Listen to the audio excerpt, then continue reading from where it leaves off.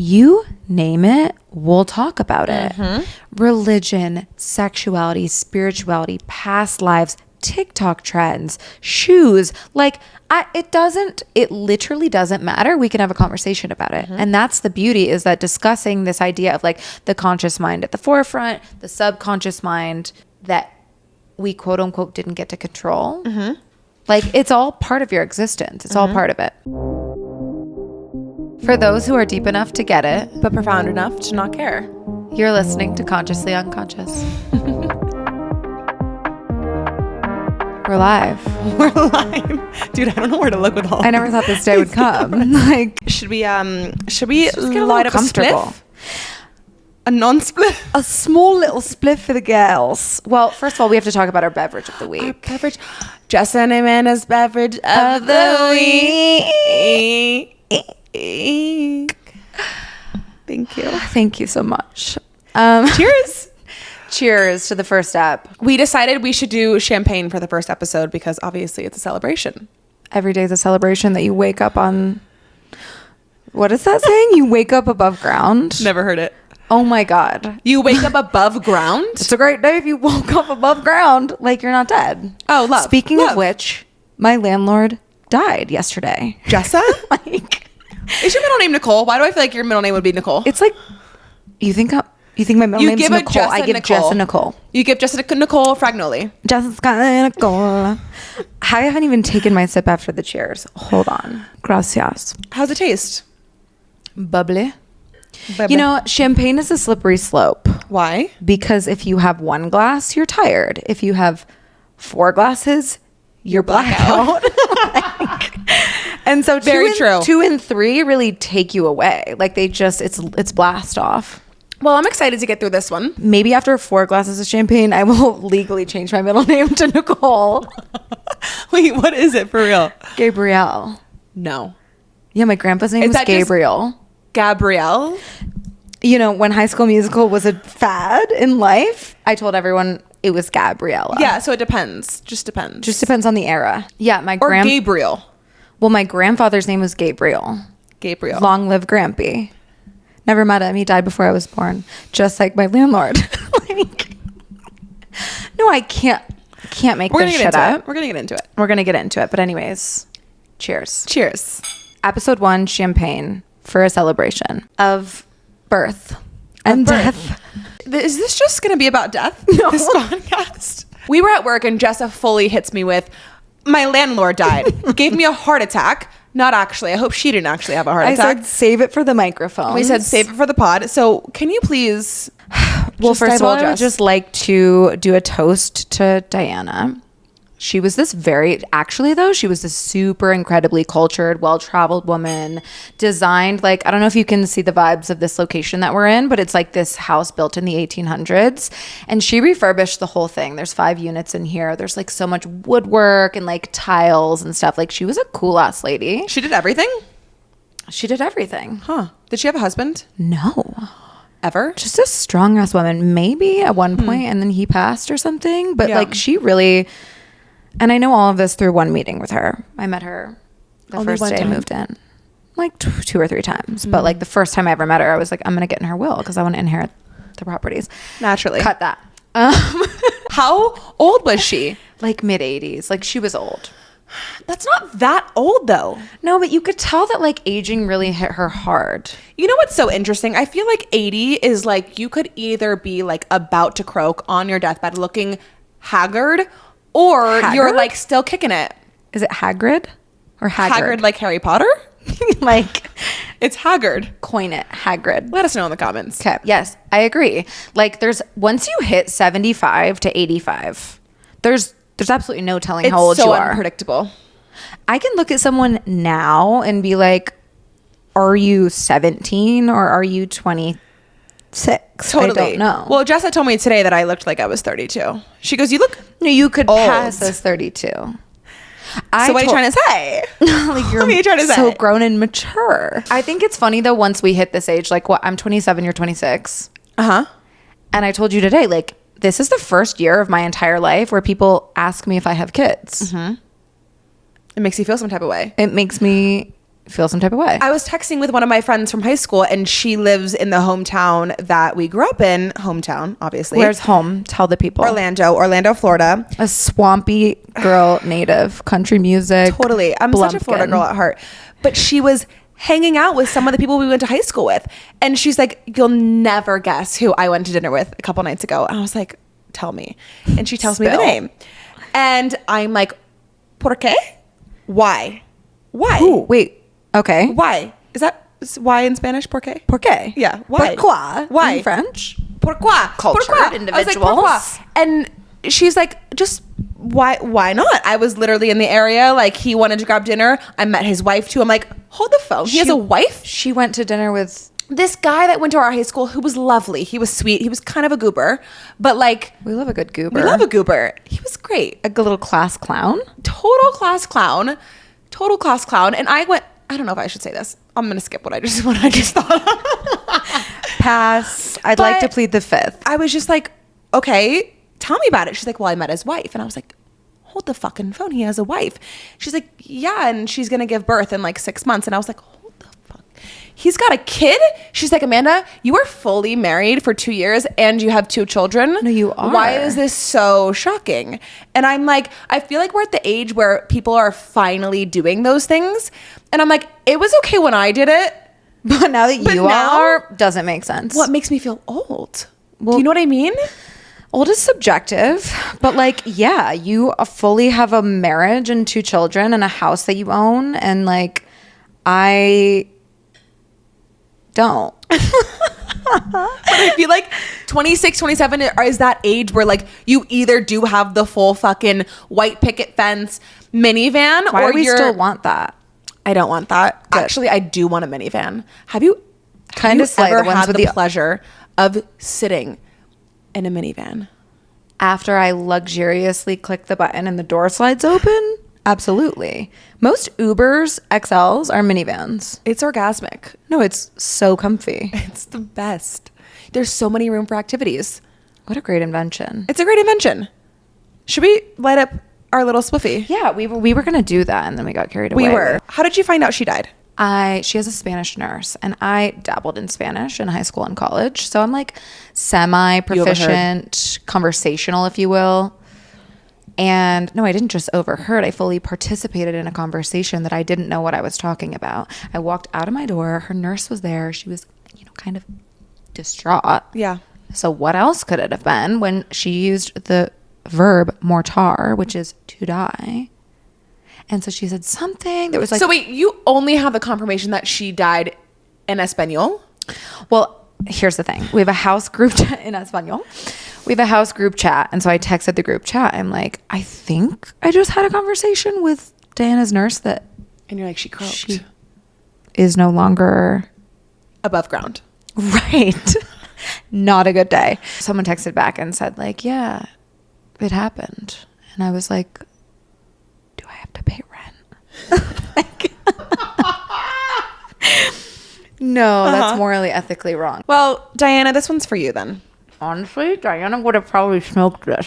Why does this smell like THC? It's not. It's a... Are you sure? What if I just accidentally got Amanda high and lied to her? I would never. We can read the ingredients. It's from my favorite apothecary ever, Anima Mundi. It's a botanical chakra blend. Mugwort, rose petals, calendula flowers, blue cornflower. Give me that shit. Here, get in there. It's kind of a tight wrap. I have had a dream to podcast for so many years, but I've just been waiting for the right, the right opportunity, the right alignment. I have always known that it was never going to be by myself. Not working. Pull.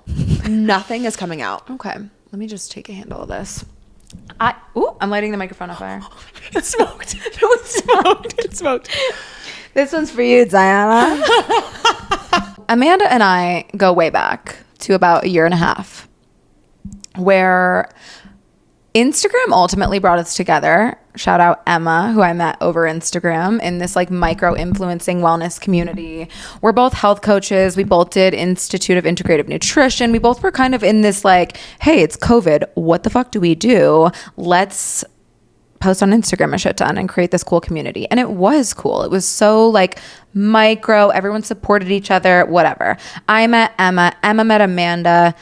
I found my way out to Colorado. Amanda was already here because she went to college here. And it took us probably like a year to finally meet up and be like, let's get a coffee. Let's do something about it. And we did. And we ended up in a coffee shop for like 6 hours unpacking trauma. Well, and I'm such a believer in timing. And I don't know what the fuck you were doing for that year or what the fuck I was doing. I think I was pregnant and giving birth or something. And you were working or smoking. Just... Yeah.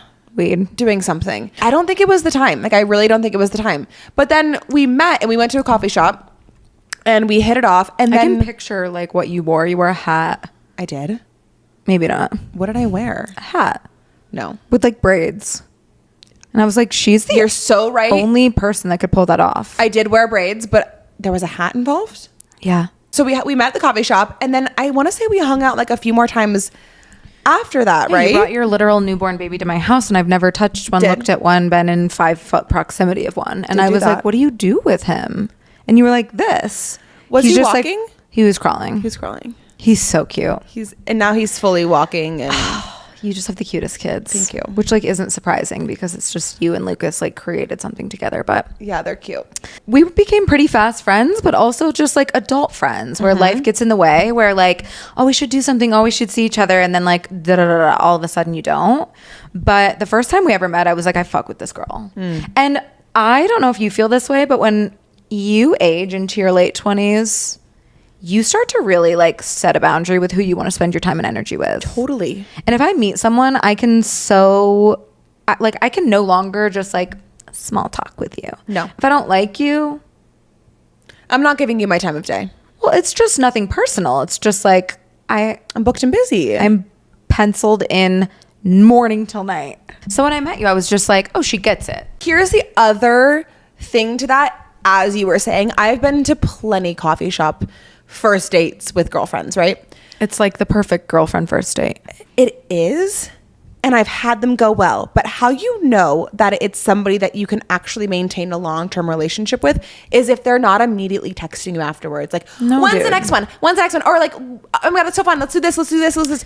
A low-maintenance friend is rare, but what you need in adulthood. And I feel like that's how we were. Like, totally. I wasn't texting you like, when's the next time we're gonna grab coffee? And you weren't like, bitch, we have to hang out. Like, what are we doing? It was, we weren't up each other's assholes. Well, it's just fully mature adult low pressure relationship where it's like, you have a life, I have a life. Right. I'm not going to be mad at you if we make plans and then you cancel. Like, it's just like, well, there's so many other things to do. And while girlfriends are one of the most important parts of my life, and like connection and communication and relation is like a life's purpose, it has to be celebratory every time you hang out. It can't be forceful. It can't be too often where it becomes less special, you know? Like, you have your family, you have your life. I have my family and my life. You do, though. You have a life. I do. Booked and busy, baby. Booked and busy. Oh, I just totally gave you the short end of the stick. That's okay. Do you want me to pour you some? No. From mine? No. Sharing is caring. Sharing is caring. Teamwork makes the dream work. Nar Cleo. We like saw each other here and there. Then you jetted off, and we'll talk about your experiences, your travel. But yeah, we just like always have kept in touch. We've always known, okay, we get along. We hit it off. We have good banter. We are just like, we're the moment. We are the moment. We are the moment. The moment is now. It's all we have. What we're going to talk about a lot in this podcast is very much like the things that we're conscious of, the things that we're not conscious of. And I think that's just living as a human being on this earth. But I think something that I've always been conscious of is like podcasting mediums, entertainment, a platform, a voice is where I feel the most comfortable and called to. If you are familiar, I had a podcast with my husband. I've done it by myself. I've always felt like I need a co-host because of the banter. And I've never found somebody who matches my energy until Until me. And listen, sometimes you just have to try it on until it fits. Like, like not 500 times. Yeah, and that's fine. We change sizes often as well. Like, it's okay to ebb and flow, and it's okay to change your fucking mind. I think that's one of the first conversations that we ever had when we hung out, is that like, it's okay to change your mind. Like, it's okay to try something and have it not work out and not feel like a failure and not feel like so mad at yourself for what you thought was going to work to not work. You know, like, I think it feels more heavy when we are so young but you see so many people that are so young succeeding. Sure. And you don't have the hindsight yet to be like, oh, you have to fail to find the thing. Do you know what I mean? Because it all feels so new. We're out of college, we're post-grad, we're finding our thing. And it's a little bit in the beginning stages. For sure. But you know what's funny is that my 96-year-old grandma just passed away. And probably when she was like 92, 93, when she was still with it, I asked her, I was like, what is the best piece of advice that you have? Love that you asked her that. Because we kind of had like a surface level relationship. I don't know. I'm more to unpack about my grandma later. But her response was, if you think you can't do something, you probably can't. But you should try anyways. That was her best advice as a 93-year-old woman. If you think you can't do something, you probably can't. But you should try anyways. Insinuating the amount of times that she had to fail in her life over and over and over and over and get back up and try again and find something that did work. And that's not to say that like... Was Granny a pessimist? You're going to fail, but was she what? A pessimist? You know, she just had a hard life. Like, she was just, like, born in the Cold War. Oh, fuck. When was the Cold War? She was born in literally 1928. I honestly think that, like, the downfall of masculinity is that men don't go to war anymore. We're going to table that. One of the most important things that we're trying to do here is exactly this. We're trying to banter. We're trying to shoot the shit. We're trying to just go on these tangentially, funnily, accurately, stupidly accurate tangents, but also really draw attention and perspective to things that are actually happening in our lives as conscious beings who are working to unpack trauma, who are working to understand the world, and who are working to, you know, be the best creator version of themselves. So it's like this whole idea of consciously unconscious, and chime in whenever you're ready, is this idea of being such a conscious person who is like, hey, I'm alive, I'm awake, I'm here, I want to create my life, and I want to heal, and I want to grow, and I want to learn. But also, like, sometimes that can be so fucking heavy that you need to remember, let me not get carried away with all of this. Let me come back down. Let me TikTok raw. Let me talk about trends. Let me shoot the shit. Let me like playfully make fun of people, like in ways that are so innocent and so human. 100%. And I think we were even touching on it today about like the whole Blake Lively lore, and it ends with us, is I feel like when you become so spiritual in a way, quote unquote, yeah, and very aware and very conscious, and you do a lot of the healing, you start noticing your limiting beliefs and your behaviors and your thoughts that are fueling your actions. You start to become tuned into other people's. For sure. And then you almost make yourself feel so isolated because you're so like out of touch from reality. Out of touch, yeah. Out of touch. And that's what we were talking about with Blake Lively. And in a different way, but like the whole out of touch conversation is, I think the same thing applies when you get into a self-discovery, self-growth kind of phase, and you're learning a lot, but everyone around you is not. And I think you get to a point where you're almost kind of on this like spiritual pedestal. Yes. Or like spiritual ego. Spiritual ego. And you're like, I know everything. I've done the work. Why the fuck are these people not getting it? Why do I feel like I can't have a normal conversation with a human being? Yes. Or why is everything so surface level? I don't want to do anything. Then you kind of like hermit mode. You stay inside. You don't have a lot of friends, or you're not being as social because you're like, I literally cannot exist. It's overwhelming. It's overwhelming. And so I think we want it to be that space where like we can blend both. Why can't we have both? We can. Why we can can't have it all. we be people who are deeply aware, but then also sometimes consciously make the choice to be unconscious for a moment and just be a 27-year-old? For sure. That's the whole concept, is like, we want to shoot the shit. We want to talk about things that are funny. We want to be tuned into pop culture. We also want to explore topics like femininity and sexuality and societal mindsets and just things that are meaningful, but then also blend it with like the fucking stupid. Yeah. It's this combination of philosophical, abstract, theoretical, but approachable. Yep. And it's, I don't know if you've ever heard the analogy, but it's something that I've like recently lived by, is there's the student, there's the teacher, and there's the master, right? The student goes to the waterfall, and maybe I'm not like saying this all right, but the student goes to the waterfall and they're like, wow, it's a waterfall. I need to learn all about it. Where's the water coming from? How does it work? What's the pressure? What's this? What's the, like, I'm so interested in it. Teacher goes to the waterfall, is amazed that it's a waterfall, and has all the answers. And they're like, this is why it works the way that it does. And this is, this is gallon of water and this and this and this. The master looks at it and goes, yeah, it's a waterfall. Doesn't matter. Because it's like, you have to be the student, you have to be the teacher, and then you have to be the master, where you realize like, we're all just here. We're all just chilling. And there's so much, like, I don't mean that as a disservice to human existence, of like the intricacies of emotion and thought and experience. But at the end of the day, like, everything just is what it is. It's just there. We're just existing. We're just feeling. We're just thinking. Like, it's like the master is just like, yeah, it's a waterfall. And I think what I have learned lately too, just with starting this new job, is the more that I know, the less I know. And that was something that actually was a little hard for me to understand. I had this whole conversation with somebody, actually. I was like, I think the older that... No, it wasn't you. Oh. My love. But... You're having conversations with people other than me? Unfortunately. But I was talking to somebody, actually, it was one of Lucas's good friends. I love his friend group. And we were talking about, I was saying, I think the older that you get, the harder it is to learn new skills. Interesting. And he was like, actually, no. Respectfully, I actually disagree with that. He was like, I think that it's the mindset that's hard. Not a lot of people want to commit to learning a new thing, but learning a new thing doesn't just get harder because you get older. It's just that the mindset of being a student might get a little bit difficult. I have a take. Please, share. It's hard to learn when you get older because you have to unlearn to learn. When you... Snaps all around. When you are a kid, you're like...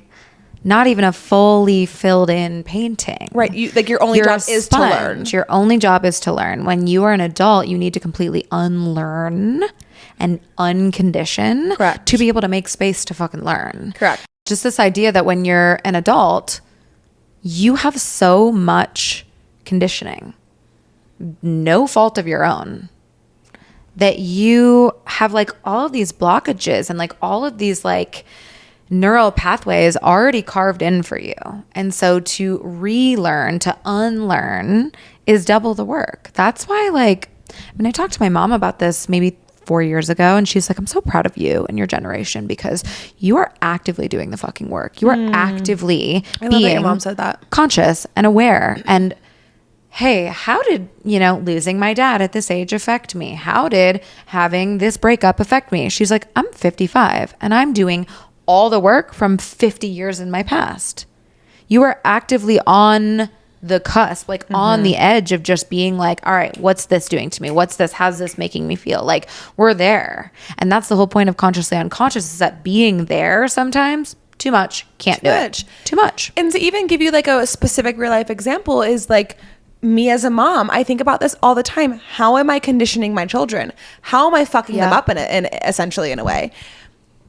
But here's the thing. I am a fucking human being. I cannot worry about it being perfect. I cannot worry about my children and how I'm like fucking them up by the things that I am consciously and unconsciously doing. As long as I am actively listening to them and them being like, when they get older, Mom, this was kind of messed up, or this was kind of messed up. And me being like an active listener and an active learner, again, unlearning and learning. That's all that matters. Is if they're telling me, because I even had this moment where I was like, oh my gosh, every single night before bed, I always sing to Lennox first and then Ellis. And I'm like, is Ellis going to think he's second to Lennox? But you're so actively aware of those things. That's the thing. And I think that being aware of it is enough. Because for sure. The problem with being so aware, and I feel like I've always been this way, and we'll get into kind of who I was a little bit as a child and to now, and Jessa as well, but I think I've always been a very aware person, and it's overwhelming as fuck in a world where it's really not designed to be super conscious. Correct. And so I think that we just want to be the space that's like, your consciousness and awareness and hyper awareness and hypersensitivity is cool here. It's also cool to just be like, I'm going to ignore that because I'm just not in the fucking headspace to deal with it. Or harping on it and worrying about it and trying to make it my everything, and my obsession right now is actually doing me more harm than good. For sure. And the idea that like your energy is bigger than your consciousness. Ugh, that's a hole. That's a rabbit hole right there. Yeah. Anyways, where are you from? Tell me your backstory. Tell us about baby Mans. When did she first become conscious? Oh my God, actually. You know, I actually have my first ever You memory. do not have the exact moment, do you? I have the exact moment where I was like, I'm a conscious human being. The exact How old were you? moment, Jessa. I was 8. Okay, that makes sense. Memories are so interesting because you look back on them and you're like, do I remember this because I saw a video of it? Yeah, Or is someone it told me. or someone told me, or is it actually my memory? I think so. I'm from Orlando, Florida. I have an older brother and a younger sister and 2 lovely parents. And like I had a great childhood. I grew up outside. I like traveled a lot for my dad's work. I had a beautiful childhood. And that's the thing. It's like your childhood fucks you up no matter how beautiful or how shitty. And no matter how hard your parents try not to fuck you up, they will 100%. fuck you up. 100%. I'll get into that about mine, but 100%. And so I had a lovely childhood, but I remember the moment. So my grandma died when I was 6. And that was the first kind of like memory. Well, no, because I have a bunch of memories, but that was like one of the biggest monumental memories for me was my grandma died when I was 6. Did it feel really sad? No, I have always felt super neutral when it comes to deep emotion like death, because I don't think I was fully ever explained. Well, I have a vivid memory of my older cousin being like, Amanda, are you not going to go say bye to grandma? Because we had an open casket. I was like, bro, I'm fucking 6. Yeah. I don't want to see a dead body. You know what? I also think that you're a very old soul and you've lived many lives. And so you're very acceptant of death. Totally.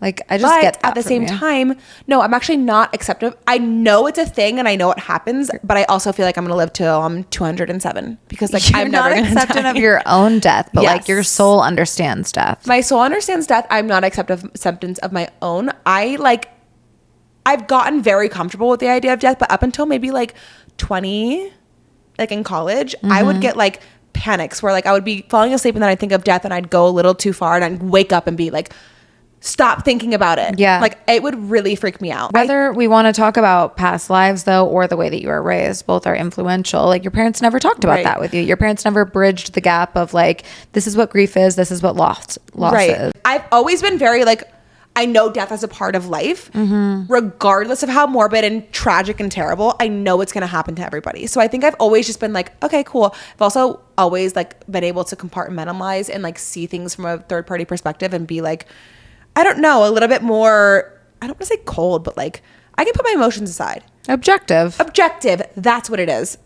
You know, when at work, when we had a astrology person, I told her my sun, moon, and rising, and she was like, highly objective. And I was like, You told me that, yeah. Never heard anybody explain that to me when they look at my sun, moon, and rising, and that is probably the most accurate reading that I've ever had, and I didn't even pay for it. Like, But like objective is the definition of being able to separate yourself from your ego. Right. Like ego is subjective because it's your experience. totally. Like that's a strength. I mean, every strength is a weakness also, Yeah, it comes right? with But its like faults. that is a really conscious thing to be able to have that perspective as a 6-year-old, as an 11-year-old, as a full-grown 26-year-old adult with 2 children and a husband now. Like to be objective is so important to be able to understand not only your life and your contributions, but like other people around you. Like that is, Yeah. is it objectification? No, that's the wrong word. Objecticism. Being objective. Not a word. Is not a word. Not a word, but being objective try. is a part of an awakening. Yeah. Is being able to separate. Yeah, it's almost like you I from- think about it like I'm zooming out and Yeah, I'm looking down It's a on macro it. lens. I also always used to, so my dad plays golf for a living and we would travel with him all the time. And so I always also used to be in planes and look down on the towns and be like, we're all just in a Monopoly game. Like what if people are just like literally just like moving our little ponds? Like I've just always been like, Dude, I resonate. right. And so to finish the thought, and then we'll go to you, I remember being in the bathtub at 8 years old and being like, I'm alive. Like literally like, oh, I have consciousness. Stop, you have the same thing? We're unpacking something here. We have the same nails right now. We literally, she copied me. I thought you had Oh my bright red. God, I'm flipping out. You have the Yours same was thing? like a bathtub thing? Yes, you have the same Okay. thing. Do you want to have know the same something thing. fucking insane? What? I used to, as a child, I mean, I grew up with a bathtub. Like, I grew up in... It's tragic you don't have one in this house, by the way. No, it's the worst thing that's ever happened to me. That's a first world problem, but I don't have a bathtub, and I'm such a water girl, and that's a whole another thing that we'll get into. But I had a healer literally be like, you cannot be without water. You have to submerge yourself in water at all times. And I'm like, yeah, at all times, because I was a mermaid before. I'm gonna go back. Your bathtub thing is sending me into a spiral right now, because I used to take a bath almost every single night. Every night when I got out of the bathtub, I would get this feeling, and I would tell my mom, I have the funny feeling. I couldn't name it. She's like, well, what do you mean? Like, are you okay? Do you feel sick? Do you feel like... I'm like 4 through like 10. And of course I wasn't taking a bath every single night, but like whenever I was taking a bath, I would get out of the bathtub and I would get this funny feeling. And that's what I labeled it. And my mom was like always just trying to figure out, like, does she feel sick? Is she like, she just didn't understand. And I couldn't describe it. And I literally think that was my first like conscious, clairvoyant, like weird, like sensational, You were just intuitive really connected feeling to like your consciousness and like above. And my mom came 2 weeks ago to Denver to visit me. My parents are still in New York, where I grew up. And so she flew out here, and we were just like having these conversations about just like my life. And she's my fucking mom. She loves to hear about my life. And she's like, you know what? I always knew you were special. I always knew you were different. And I'm like, yeah, that's what every mom says to their child. And I'm like, why? Pick me. And she's like, pick me girl coming next. She was like, do you remember the funny feeling? And I was like, yeah, I fucking remember the funny feeling. That was like, those were my first moments of like Consciousness. Yes. Dude, what is it about water? I have so much to say about water. Have you read the book Blue Eyes? I don't know No, what I it's need called. to. I need to. We need to Everyone start a book club. Put that on your reading list. It's right next to Men Are From Mars, Women Are From Venus, whatever the fuck. Okay, well then tell me about baby Jessa. Like, what, you grew up in New York. Have you always been a very aware person? Yeah. I really feel like I did not get a choice in my consciousness. I say that often because I fully believe in past lives and reincarnation, and souls never die. Energy's never dead. You can't create it nor destroy it. First rule of physics. I mean, let me clarify, first of all, if people think I grew up in New York, I did not grow up in New York City. I grew up in like bumfuck, like farm, country, rural New York. The Finger Lakes region, which is very like wine country, but like across from my house was a cornfield. Like Buffalo? Like kind of Rochester. Rochester. Canandaigua. Do you know Julia Wensley? Why are you naming a name in a town of like 100,000 She was from people? Rochester. Oh, You and your like mobster Italian last names. Is that Fragnolo. what like Rochester is all about? I mean, our country is built off immigrants. I mean, New York, New Jersey is like very Catholic, Italian, like My dad's from just New York. like Yeah. New Yorkers. Yeah. But I grew up like rural, like roaming. I was so connected to nature as a child, just like out in the fucking cornfield. There was a cornfield in front of my house. There was a forest behind my house. So I was just like in the shits. I had maybe 2 neighbors on the street that I was in. Your parents from there? My parents are from New York. Okay. But like different areas. They just let me go. Like they were just like, go, bye, have fun. It was me and my brother. We would just like go fuck around. You guys are how many years apart? 2. We're very different. And he's older? Yeah, story for a different day. He's older. We're very different. But growing up, we were chilling. But like, I was just so defiant. I was so like, don't put me in a box. Don't tell me what I should be doing, where I should be. And you're a Cancer, Taurus, Sag? No Taurus. Cancer, Cap, Sag. Wait. Cancer, Cap, Sag. Cancer, Sun, Capricorn, Moon, Sag rising. Yeah, I was just like, don't tell me what to do. And even as a child, very defiant. Then I hit my angsty teenage years, and then I got to high school, and then I was like, literally, don't fucking tell me what to do. Like, I'll break out of your house. I'll burn this You can school down. chain me up, and I'll throw a grenade. Like, I was unstoppable. But I think really my first moments of consciousness were being a little kid. I would write on a sticky note that I would put all over my bedroom. you will be known someday. 20 sticky notes just on every corner of my bedroom. You will be known someday. What does that even mean? That's why I'm saying there's such a beautiful blend of consciousness that we have as human beings on this earth. And a beautiful part of like unconscious doesn't mean just to lack awareness and not be an aware human being. It means that there's things in your subconscious that your soul knows that you are not conscious of. For sure. That is something that your soul knew coming into this life and you were just not like told. I relate to that, but in more of a subconscious way. I feel like you are very conscious of that. Have you ever read the book Many Lives, Many Masters? No, you've told me about it. I need to read it. Reading list. Add it to the reading list. I feel like every episode there's just going to be a book or a couple that we talk about. But Many Lives, Many Masters, without giving it away, focuses a lot on like past lives and how those affect your current lives, and this idea of the masters, which are source, God, spirit, just like this idea of consciousness, really collective consciousness. And we'll table that and come back to it once you've read the book, because it's a really interesting read. But I genuinely feel like I can feel that I've existed before on earth, and I can feel that my soul knows things that I have no idea where it came from. So to bring that forth into like what we're doing here, to bring that forth, hence thou for. Hence thou to be or not to be. That's the rub. The slings and arrows of outrageous fortune. What's that? For thine something, the kingdom, the power, and the glory. Amen. Tell me Your you're God is raised not my religious. God. Just were you raised religious? I was raised like not very religious. I was Lutheran. What is that branch of It's like Catholicism? No, Christian. Christianity. But it's not the same Catholic is shit. a branch of Catholicism. No. Catholic Holy shit. is Catholicism. Catholic is a branch of Christianity.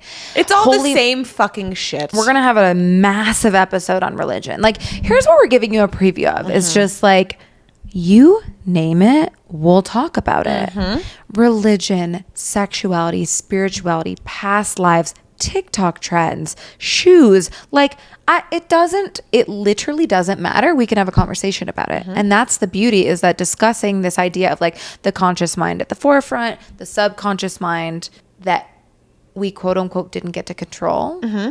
Like, it's all part of your existence. It's all part of it. I don't know. I feel like we've been absolutely just pinballing back and forth, but the idea that we are just shedding light on how you can have both. You said it earlier. Do I say both weird? I say it with an L. Both. Me too. People make fun of me because instead of both. I've always been made fun of for Both? that. Both. Both? I can't do both. Both. Both sounds like I'm like both. Both. I'm like from the UK. Do people tell you Both. say anything else weird? Eggs. I say eggs. Just say it like I'm going to cook A. eggs this morning. I'm gonna cook eggs. Eggs. People from Michigan say bag. Room. I like eggs. Oh my God, the girls' room. You just unlocked a memory from me. I think where we want to wrap this up is just to tell you that there is so much coming. And we don't Clearly. even know. We have a full outline. So we do know, but we also don't know, because as we witnessed in this episode, we're going to go a lot of different places. We are tangential people. We are very much diving into like the conscious and the unconscious, right? We're like going to talk about the topics that need to be highlighted, but we're also going to like talk about funny lore that like we just think is like entertaining and fun. You're obviously going to be able to have a part in this. We have a TikTok, we have an Instagram. Look in the show notes below and it'll be there. Any final words, Jessa? Just like this ultimately beautiful creation of community, of honesty, of vulnerability. Like, that's what we're here for. We're here to shoot the shit between us, and we're here to develop our friendship. We're here to share with you like what we think. Not that our opinions and beliefs are more important than anyone else's, but just to shed light on stuff that we're like, hey, we've experienced this. Do you fucking relate? And if you do, great. And if you don't, great. But like, this spectrum of consciousness, of awareness is so vast, so broad, so beautiful. And that's what makes this human experience. And we're here to fucking share that with you. Hopefully allow that to create a place where like everyone can feel seen and feel heard and interact and ask us questions. And, you know, we'll host monthly events and we'll get more into like a lot of the specialties that we both have, which is like yoga and human design and coaching and like this like really deep healing and wellness world. And like we can shoot the shit and we can talk about TikTok and trends and stupid ass lore and stupid ass jokes. But like it's all stemming from a place of let's be in this lifetime together, because whether or not our souls chose to be here, we're here. And we want to experience every single thing that we are able to experience on the spectrum of emotion, of thought, of connection, and that's it. And I think to wrap this in a bow, I want to share when Jessa and I first thought about the podcast, we decided to go grab drinks after work. And we were like, we have to just get this on paper. Like we have something here. We need to flesh it out like right now. So we go to this place called iPoppy and we're sitting at the bar and we're just like notepad, pen, just snowballing, like spewing things that we have visions for this podcast. And we overhear the guys next to us like telling the bartender that like he wants to pick up our tab or something. Like they're just like talking about it. As they should. You know, we're going to close out because we wanna, you know, get the fuck out of there. And she's like, I think they're gonna pay for your tab. And we're like, love this for us. Twist my arm. So we get up, they paid for our tab. We are leaving and we're just like, thank you so much for making us feel special tonight. Like, have a great night. And what they say to us is, who are you? Who are you? Granted, they were hammered. Cross-eyed. Foaming from the mouth. But like, I hope that we gave you a little insight as to who we are. We haven't given you everything, but I feel like this episode was more an introduction to who we are on more of like a soul level versus like a on paper level. And I almost love that more. But I think this was a beautiful introduction to like our dynamic. The banter, dude. Like the banter. The back and forth that is relatable, attainable. We're just shooting the shit. We want you to be part of it. We want you to hear about us and our stories, but we also want to hear about yours. So tell us what's up, who you are, what you want to hear about. And our response to those guys when they asked us who we were is you'll find out. You'll know in a few months. A few months. I said we're exactly who you think we are. That's our manifestations, and we're going to leave you with that. Again, all of our things are in the show notes below. Thank you so much for listening. We love you. We'll see you in the next one. Next week, new beverage, same vibe. We'll be here. We're here. Love you.